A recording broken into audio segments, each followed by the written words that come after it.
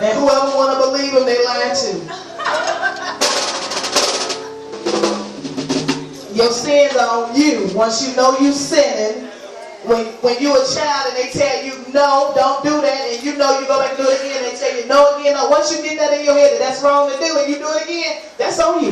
Yup, say that. So we need to, as parents, teach our children. That's what's wrong with them.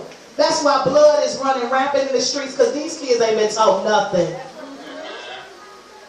They haven't been taught a thing. And some of them have, they just refuse to do what they've been taught.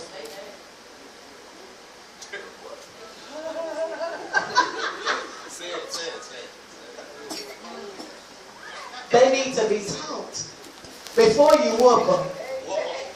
You whoop them after you've taught them and they still doing it. But you teach them first. Each one teach one. It takes a village to raise a child. And we got about 45 children in this church alone, under the age of 13.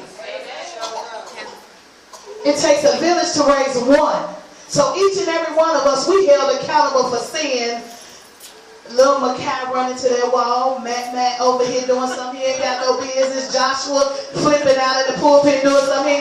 We all accountable for all of these children because it takes a village. When is that village going to take responsibility for our children?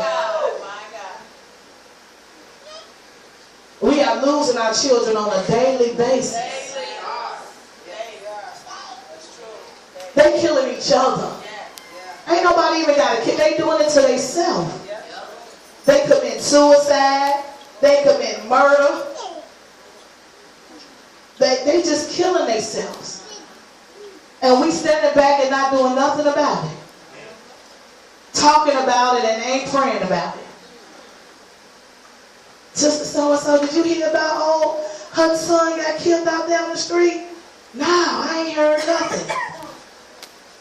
What was he doing? He was selling drugs. What? Stop and pray.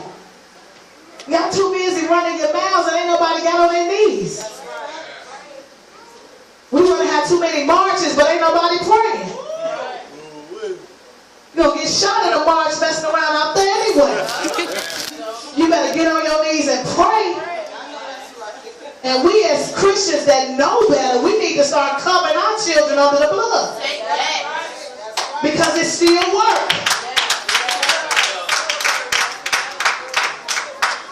We have to start covering them as infants. Because if you only knew what go on in daycare centers, hallelujah.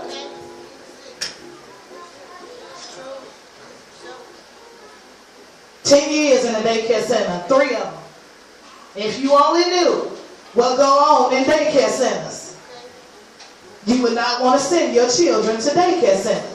Unless you go in there and inspect, do drop-ins. Hallelujah. Children are being molested in daycare centers. Children are being, yes they are, they're being molested. They're being unfed. They're being left unattended. They're doing what they want to do in the daycare center. You wonder why your child go to the daycare center and come home and cuss you out. Because that's what they're getting at the daycare center. If you ain't doing it, they're getting it from somewhere. We have to be responsible for our kids.